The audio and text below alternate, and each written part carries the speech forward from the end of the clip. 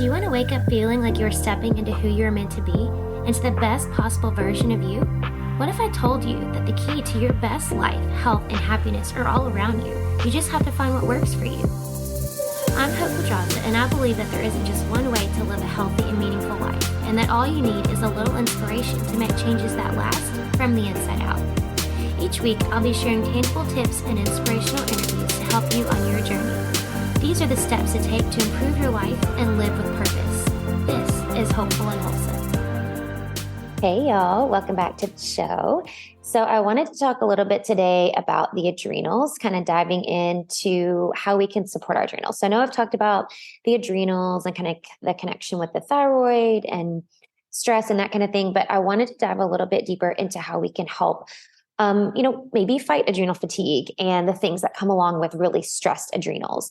So we all know, or I think you do by now, because you've probably listened, if you've made it to this episode, you've probably listened long enough where you know that there is a connection between stress and adrenal fatigue and stress and just tired adrenals, right? Now, there are ways to manage it. And if you go back and listen to the episode that I did about kind of the connection between like your blood sugar and your thyroid and your adrenals and all that, that can give you a little bit of answers.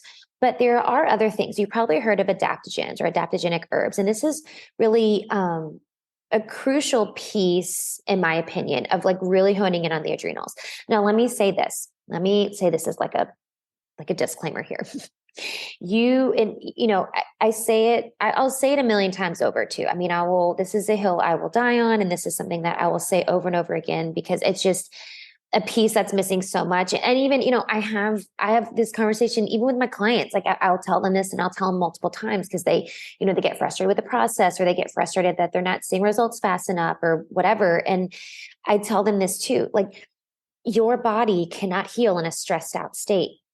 So yes, we can take adaptogenic herbs and it is going to help, I'll kind of talk about how they work and stuff, but it's going to help your body be able to manage stress. But if you're throwing adaptogenic herbs on a totally wound up nervous system and a stressed environment that has no intention of changing, like you're not taking the right measures or precautions to change that environment or to improve that environment or to manage the stress, it's got to work together. Like taking the adaptogenic herbs, yes, it can help, but it has to work alongside you actually managing the stress. Like it has to go together.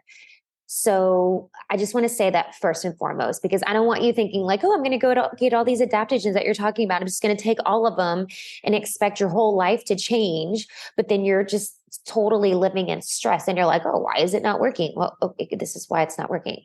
So we have to take that measure too. We have to take that precaution along with the herbs. So let's talk through these herbs.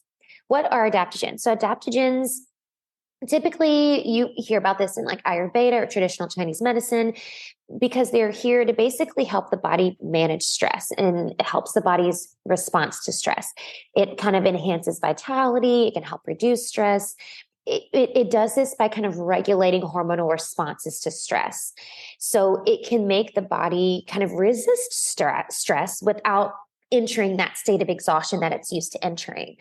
So to know if you're taking an effective adaptogen, because there are some that work better than others. And the 5 I'm going to talk about today, I think are really the most effective, but it has to be able to enhance the body's ability to handle stress, internal and external stress.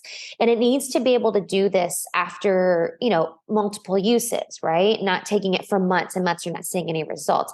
If someone is using an adaptogen in the long term, like forever, it's basically kind of what I was saying before. Like this is a sign that you're not doing anything to manage your stress, and your body is no longer able, like it doesn't have that vital reserve to be able to manage stress. Like you haven't done enough to work on the stress management piece yourself. Like you have to still do the work to manage your stress in your nervous system.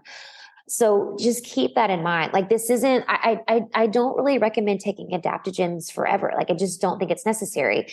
If you're doing it as part of a healing protocol, doing it as part of a kind of like a body reset, like really kind of reset things, doing it as a part of like, okay, I'm in this kind of, I'm in a busy season in my business or my career or whatever, like kind of an extra stressful season. So let me manage, right? I see it as more of just kind of an extra tool in your toolbox when you're dealing with the stressful period, right? When you're overcoming stress or when you're doing a healing protocol. This isn't like you take this with your magnesium and your omega-3 every day. Like this is not the point of adaptogenic herbs. So if you're taking this long-term, it's not the purpose. It's not the purpose. Remember that. So let's dive into the main five that I'm going to talk about today, kind of what I think are kind of the five most effective ones. So first is rhodiola, which you might have heard of. Rhodiola, there's some research about actual research. Well, there's actual research about all of these, but a lot of these, the research points to rhodiola, such a tongue twister for me, as being really one of the rhodiola and ashwagandha are probably the top two that you hear about the most. And a review of a lot of these studies found that it actually helps the body resist stress without interfering with your sleep structure or creating an addiction to it, where your body's like, well, now I have to have it. It's the only way I can manage stress, right? And another study, there is actually one study found that rhodiola worked quickly and efficiently, like faster than some of the others, and lasted anywhere from 4 to 6 hours. Like you had visible like effects for 4 to 6 hours. Rhodiola basically works to optimize concentration and help support healthy energy levels in people who might be experiencing adrenal fatigue. So this is a good one if you're looking for help with concentration and your energy levels. So next I want to talk about ginseng. Now, ginseng is one of these ancient adaptogens that can go back. You can look back thousands of years in traditional Chinese medicine and traditional Chinese medicinal practices, and they use ginseng. Now, ginseng now is really considered to be an anti-inflammatory herb and an adaptogen, but I think we know it more as kind of an anti-inflammatory herb than the adaptogen, but it is still considered an adaptogen. So chronic stress obviously has the potential to cause chronic inflammation, which can lead to things like hormone dysregulation and dysfunction. And of course, it's going to affect your immune system. And so a lot of studies have found that ginseng has the ability to really regulate the HPA axis, which is your hypothalamus, your pituitary, and your adrenals. It's that axis that kind of is like your stress management, like control center. So it can regulate that, which obviously, since it's controlling your stress response, it's able to regulate your body stress response because it's helping that HPA axis.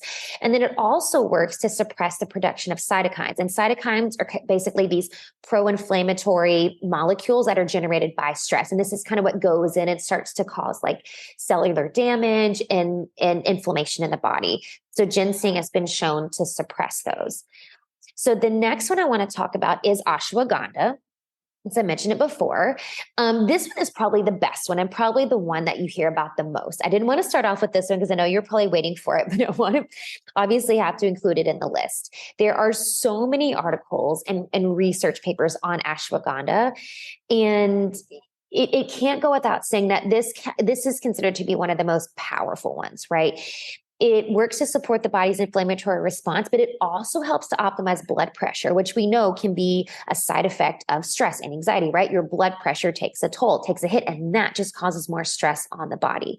There are studies, multiple studies actually, that found that ashwagandha actually helps support the activity of natural killer cells that the immune system sends to fight infections. So this is like literally helping your body fight off infections. This is why this one is so powerful for your immune system.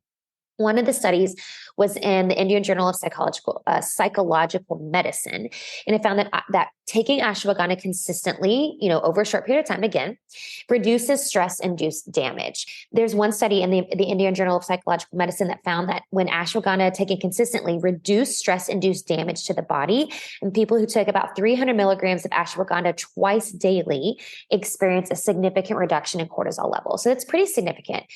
Again, you could take it regularly. I think this is one of those that you could take over a longer period of time, but I still go back to my initial statement. I stand by my initial statement that I don't think we need these forever. Like I really don't. I do still think that it's part of, a protocol or kind of a healing process, right? It's not one that you really need to take forever.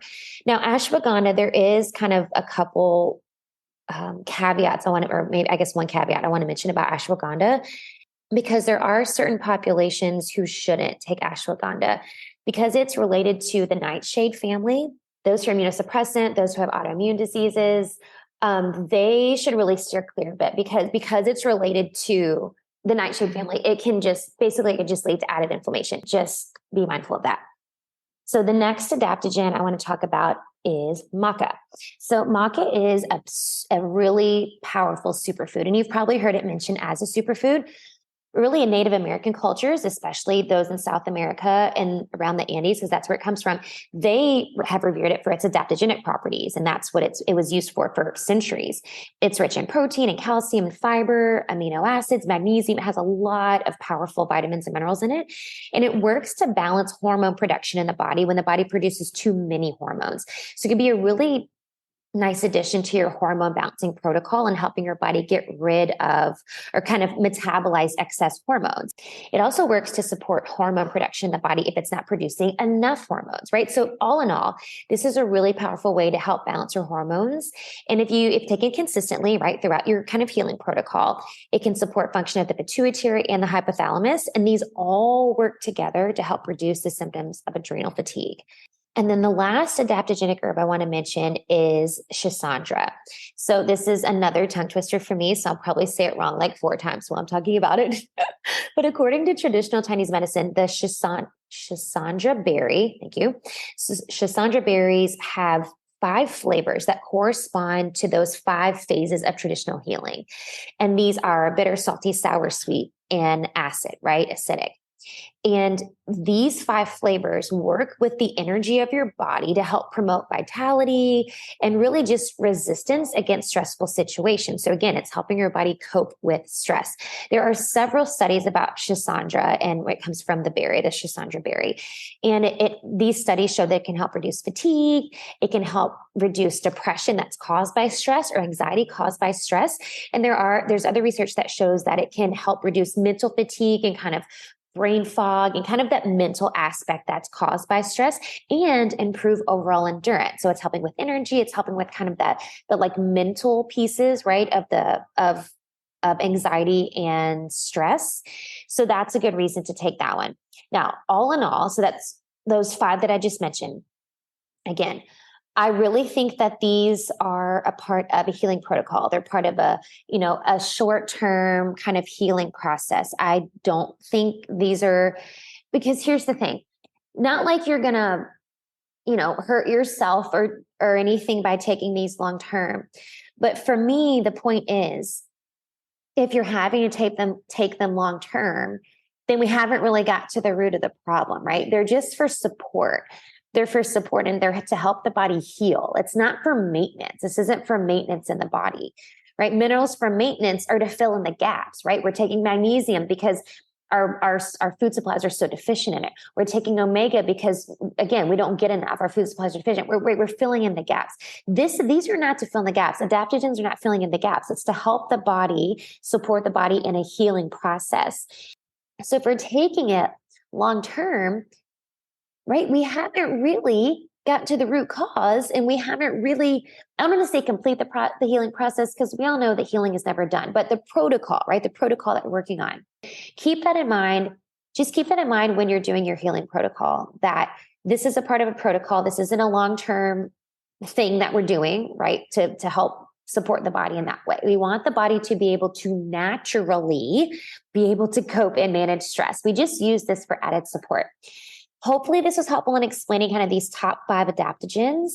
I'd love to hear about the ones that you're taking. If you're taking these or maybe you're taking other ones, let me know. And I'll see you next time. Thanks for listening to Hopeful and Wholesome, y'all. If you found value in this week's episode, please subscribe on iTunes or wherever you listen to your podcast and leave a review to let me know what you thought. I'd love to know what you find useful in these episodes so I can know how to provide the most value I can to my listeners. And if you have topics you'd like to know more about, I'd love to hear those as well. So shoot me a message on Instagram, Facebook, or LinkedIn. It's at The Hope Pedraza, or you can visit my website, hopefulandwholesome.com. Thanks, y'all.